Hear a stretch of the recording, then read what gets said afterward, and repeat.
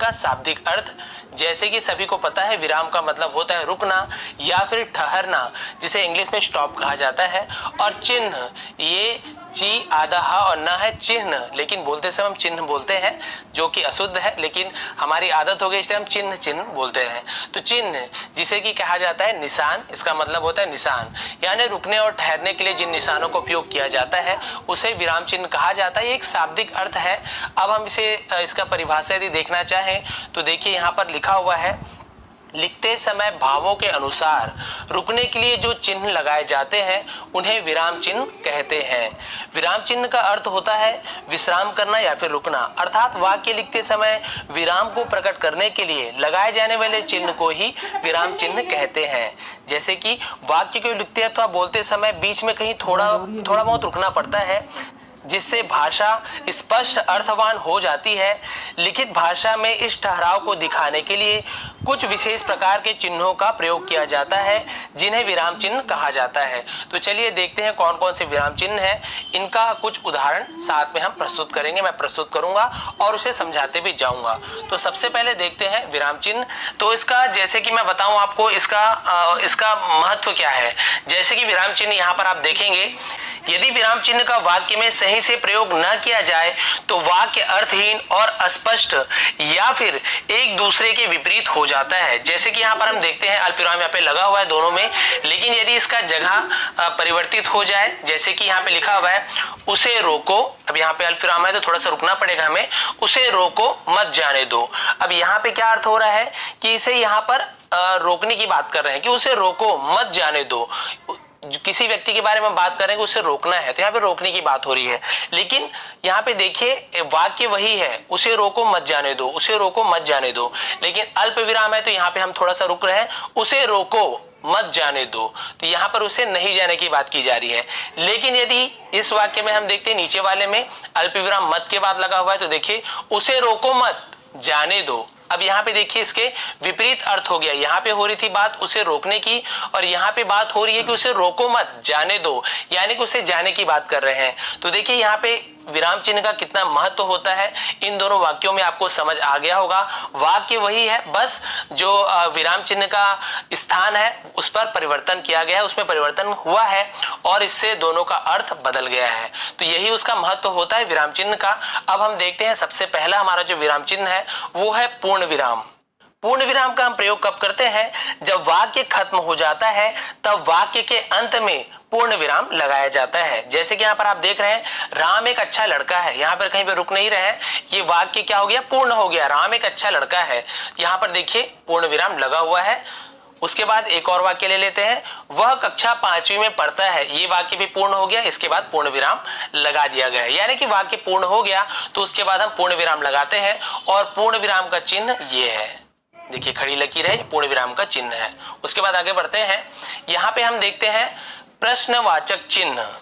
प्रश्नवाचक वाक्य के अंत में प्रश्न सूचक चिन्ह या फिर प्रश्नवाचक चिन्ह का प्रयोग किया जाता है, अर्थात जब किसी वाक्य में सवाल पूछे जाने का भाव उत्पन्न हो उस वाक्य के अंत में प्रश्नवाचक चिन्ह का प्रयोग किया जाता है। यानी कि कोई प्रश्न यदि हम पूछ रहे हैं किसी से क्या, कब, क्यों, कैसे, तो उसके अंत में पूर्ण विराम न लगाकर प्रश्नवाचक चिन्ह का प्रयोग किया जाता है। जैसे कि दो उदाहरण यहाँ पे मैंने आप लोगों के लिए लिख के रखा हुआ है, बना के रखा है।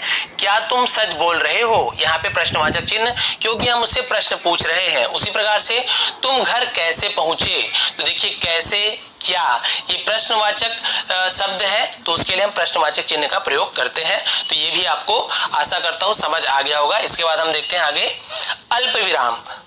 अल्प विराम जिसे कि इंग्लिश में कॉमा कहा जाता है, जहां थोड़ी सी देर रुकना पड़े वहां अल्प विराम चिन्ह का प्रयोग किया जाता है, अर्थात एक से अधिक वस्तुओं को दर्शाने के लिए अल्प विराम चिन्ह लगाया जाता है। देखिए अल्प विराम यहाँ पे सभी जगह लगा हुआ है, मैंने नीले रंग में से अलग से हाईलाइट कर दिया है ताकि आपको अच्छे से समझ आ जाए।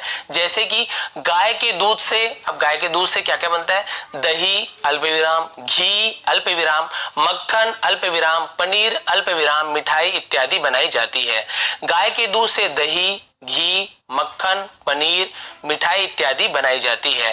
तो यहाँ पर आपने देख लिया कि यदि एक से अधिक चीजों के बारे में बात हो रही है और उससे संबंधित है, देखिए दूसरे ही संबंधित है ये सभी चीज, तो वहां पे हम अल्प विराम का उपयोग करते हैं। जैसे कि एक उदाहरण और यदि आपको देना चाहूं, जैसे कि राम, सीता, लक्ष्मण और हनुमान, ये सभी भगवान के रूप में पूजे जाते हैं। तो यहाँ पर भी देखिए राम के बाद, सीता के बाद, लक्ष्मण के बाद यहाँ पर हम अल्प विराम का प्रयोग करेंगे। उसी प्रकार से पेड़ों से हमें लकड़ी, ईंधन, पत्ते, फल, बीज ये सभी मिलते हैं, तो वहां पर भी अल्पविराम का प्रयोग करेंगे।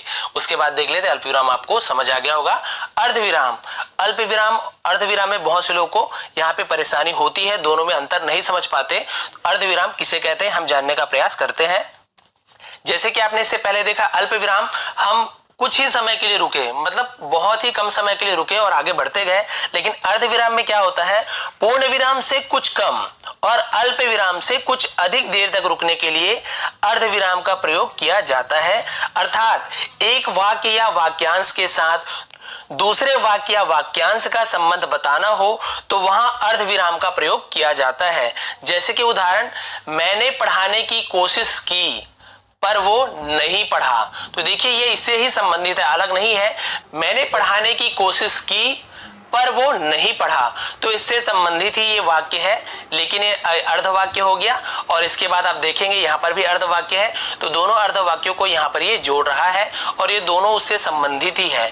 वहां पर हम अर्धविराम का प्रयोग करते हैं। जैसे कल रविवार है, छुट्टी का दिन है, आराम मिलेगा, तो वहां पर रविवार है के बाद अर्धविराम, छुट्टी का दिन है के बाद अर्धविराम, आराम मिलेगा, तो ये तीनों वाक्य एक ही है, लेकिन वहां पे हम अर्धविराम का प्रयोग कर रहे हैं। जैसे सूर्योदय हो गया, चिड़िया चहकने लगी और कमल खिल गए, तो सूर्योदय हो गया, चिड़िया चहकने लगी, ये सभी एक ही वाक्य से संबंधित है, अलग अलग वाक्य नहीं है, सूर्योदय से संबंधित है, इसलिए वहां पर हम अर्धविराम का प्रयोग करते हैं। तो ये भी आशा करता हूं आपको समझ आ गया होगा। आगे हम बढ़ते हैं, यहां पर देखेंगे हम विस्मय बोधक या फिर विस्मय सूचक चिन्ह। विस्मय बोधक या फिर विस्मय सूचक चिन्ह का प्रयोग वाक्य में हर्ष, विवाद, विस्मय, घृणा, आश्चर्य, करुणा, भय इत्यादि का बोध कराने के लिए किया जाता है। अर्थात इसका प्रयोग अवयव शब्द से पहले किया जाता है। जैसे कि हाय, अब मैं क्या करूं, तो यहाँ पे देखिए तो उसके मन में दुख है कि हाय अब मैं क्या करूं, तो देखिए यहाँ पे दुख है तो भी यहाँ पे विस्मय बोधक चिन्ह का प्रयोग किया गया है। उसी प्रकार से वाह तुमने तो कमाल कर दिया, यहाँ पर हम किसी की प्रशंसा कर रहे हैं, वाह तुमने तो कमाल कर दिया, तो यदि प्रशंसा कर रहे हैं तो भी यहाँ पर आप देख सकते हैं विस्मय बोधक चिन्ह का प्रयोग किया गया है। इसी प्रकार से आह कितना सुहावना मौसम है, यानी वहां पे वो प्रसन्नता जाहिर कर रहे हैं, तो वो भी वहां पर इस चिन्ह का प्रयोग होगा। अब इसके बाद हम देखते हैं उद्धरण चिन्ह। यहाँ पर दो प्रकार के उद्धरण चिन्ह होते हैं, आप देख रहे होंगे। यहाँ पर देखिए दो दो डंडी यहाँ पे खिंची हुई है छोटी छोटी, और यहाँ पे एक एक डंडी छोटी छोटी सी खिंची हुई है ऊपर, जो यहाँ पे देखेंगे आप इस प्रकार से। और ये क्यों और कैसे होता है वो आपको अभी समझाने वाला हूँ। यहाँ पर आप देखेंगे सबसे पहला उदाहरण चिन्ह, यहाँ पर जो दो दो छोटी छोटी लकीर है, ये जो उदाहरण चिन्ह का हम जब प्रयोग करते हैं तो इसका अर्थ होता है किसी के द्वारा कही हुई बात को जब हम बताते हैं जस का तस, जी हाँ, जैसे उन्होंने कहा है वैसा ही हमें बताना पड़ता है। यहाँ पे हम कुछ परिवर्तन अपने से नहीं कर सकते हैं, तो वहां पे हम उदाहरण चिन्ह का प्रयोग करते हैं। चाहे वो किसी का नारा हो किसी के द्वारा, किसी की चौपाई हो, दोहा हो, या किसी की लिखी गई कविता का कुछ उसका कुछ पंक्ति हो, उसकी कोई पंक्ति हो, तो वहां पर हम इसे बदलाव नहीं कर सकते हैं, तो वहां पर हम ये वाले उदाहरण चिन्ह का प्रयोग करते हैं। इसके अतिरिक्त यहाँ पर हम देखेंगे ये जो छोटी छोटी दो छोटी लकीर दिख रही है आपको, ये वाले उदाहरण चिन्ह का प्रयोग हम कब करते हैं, जब हम किसी चीज को हाईलाइट करते हैं, जी हाँ, उस पे हम विशेष प्रकाश डालते हैं। जैसे कि तुलसीदास कृत रामचरितमानस एक अनुपम कृति है, तो यहाँ पर हमने रामचरितमानस पर विशेष जोर दिया है, इसलिए यहाँ पर हमने उदाहरण चिन्ह का प्रयोग किया है। तो ये होता है दोनों उदाहरण चिन्ह का प्रयोग नियम। आगे बढ़ते हैं, यहां पर हम देखते हैं योजन चिन्ह। जो छोटी सी लकीर होती है, बड़ी लकीर वाली नहीं, छोटी लकीर वाली योजन चिन्ह का प्रयोग हम कब करते हैं, जब हमें दो शब्दों में परस्पर संबंध स्पष्ट करने के लिए हम इस योजन चिन्ह का प्रयोग करते हैं। ज्यादातर इसका प्रयोग हम द्वंद्व समास में करते हैं, जहां पर दोनों पद प्रधान होते हैं। जैसे कि माता पिता, दूध रोटी, यहाँ पे दोनों में हम संबंध स्थापित कर रहे हैं, मतलब दोनों में संबंध बताने का प्रयास कर रहे हैं, तो वहां पर हम योजन चिन्ह का प्रयोग करते हैं। जैसे माता पिता, दूध रोटी, तो यहाँ पर दोनों में संबंध बता रहा है योजन चिन्ह।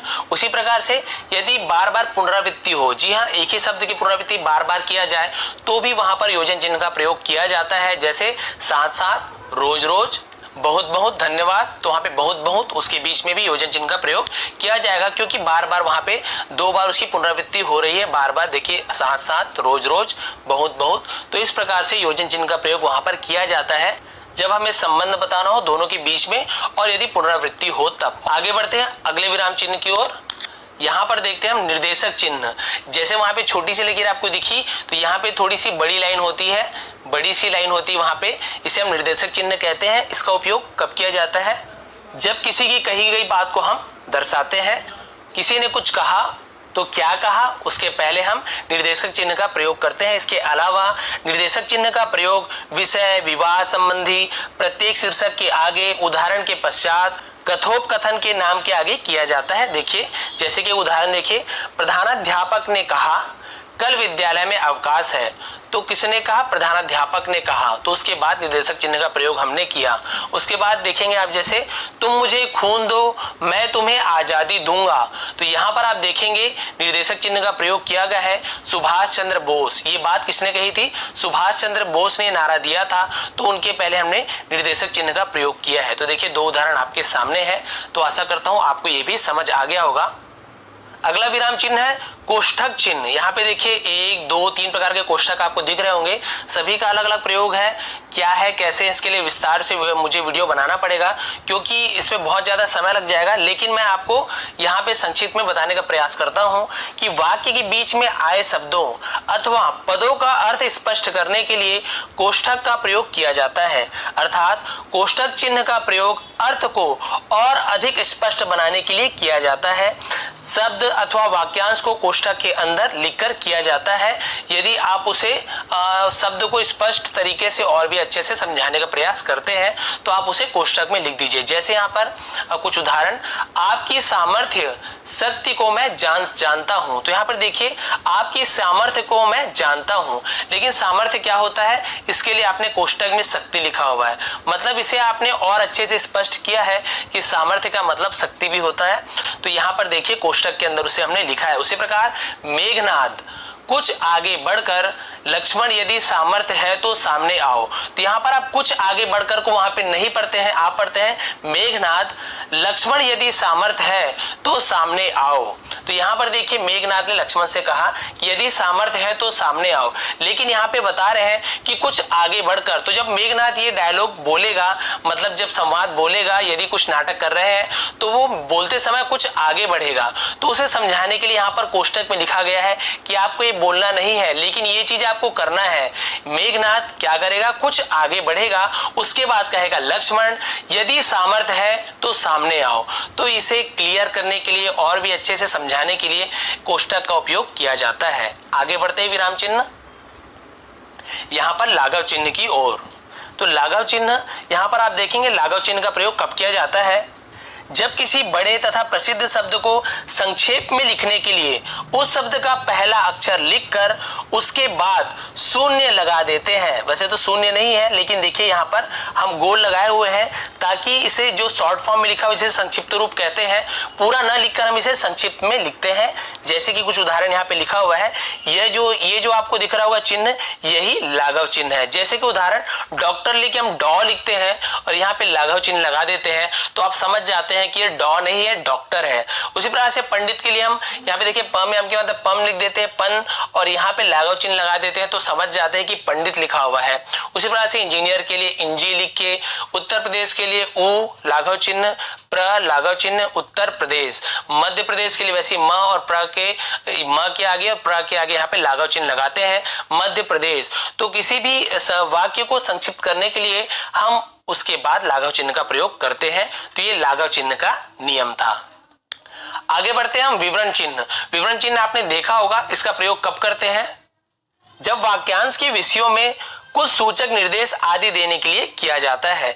यदि आपको वाक्यांश है इसके बाद आपको कुछ यहाँ पे सूचना देनी है कि इसके ये फायदे हैं, ऐसे हैं, निम्नलिखित फायदे हैं, इसके ये भेद होते हैं, तो वहां पर आप विवरण चिन्ह का प्रयोग करते हैं। उसके बाद आप उसके फायदे यहाँ पे क्रम से गिनाएंगे, उसके भेद के बारे में बताएंगे, तो उससे पहले आप विवरण चिन्ह का प्रयोग करते हैं। जैसे यहाँ पे आप देख रहे हैं आम के निम्न फायदे हैं, उसके बाद आप क्या करेंगे, नीचे उसके फायदे आप लिखते जाएंगे। उसी प्रकार से संज्ञा के 3 मुख्य भेद होते हैं, अब यहाँ पर विवरण चिन्ह का प्रयोग करेंगे, उसके बाद आप उसके तीनों जो मुख्य भेद होते हैं उसके बारे में लिखेंगे। वचन के 2 भेद हैं, उसके बाद आप 2 भेद के बारे में बताएंगे। तो आप समझिए विशेष तौर पर विवरण चिन्ह का प्रयोग किया जाता है कि जब कुछ सूचक निर्देश यदि हम बताने हो तो उसके लिए हम यहाँ पर विवरण चिन्ह का प्रयोग किया जाता है। आगे बढ़ते हैं हम उपविराम चिन्ह, यहाँ पे 2 बिंदु लगाते हैं। इसका प्रयोग क्यों किया जाता है? उपविराम चिन्ह का प्रयोग हम तब करते हैं जब किसी शब्द को अलग दर्शाया जाता है तो वहां पर हम उपविराम चिन्ह का प्रयोग करते हैं। जैसे कि जहां पर किसी वस्तु या विषय के बारे में बताया जाए वहां पर उपविराम का प्रयोग किया जाता है। जैसे यहाँ कुछ उदाहरण है, कृष्ण के अनेक नाम, तो कृष्ण के अनेक नाम, तो यहाँ पर मोहन, श्याम, मुरली, कान्हा, तो देखिए उसके नाम के बारे में और भी हमने बताया है, केवल कृष्ण ही नहीं और भी उदाहरण प्रस्तुत किए हैं, तो वहां पे हमने उपविराम चिन्ह का प्रयोग किया है। और उसी प्रकार से ऐसे हमने कहा उदाहरण राम खाना खाता है, तो यहाँ पर देखिए उदाहरण लिखने के बाद हमने यहाँ पे उपविराम चिन्ह का प्रयोग किया है। तो हमने जब उदाहरण दिया तो वहां पर भी हम उपविराम चिन्ह का प्रयोग करते हैं और उसके बाद आप उदाहरण दे सकते हैं। उसी प्रकार से विज्ञान वरदान या अभिशाप, तो विज्ञान, तो इसके बारे में हम कुछ स्लोगन यहाँ पे लिख रहे हैं तो उसके पहले भी हम यहाँ पर उपविराम चिन्ह का प्रयोग करते हैं।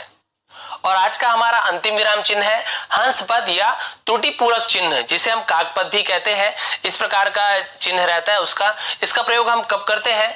जब हम कुछ वाक्य लिखते हैं और वहां पे हमसे कुछ त्रुटि हो जाती है लेकिन वहां पे जगह नहीं रहता, तो उसे सुधारने के लिए हम क्या करते हैं, उनके बीच में जहां दो जो शब्द लिखे हुए हैं उसके बीच में हम काकपद लगाते हैं, हंस पद लगाते हैं और इसके ऊपर में यहाँ पर उसे जो छूटा हुआ शब्द है उसे लिखकर हम उस वाक्य को पूरे करते हैं, पूर्ण करते हैं। जैसे राम, फिर हम भूल गए और जाएगा, यहाँ पे गलती से मैंने जाएगा लिख दिया, यहाँ पे जाएगा होगा।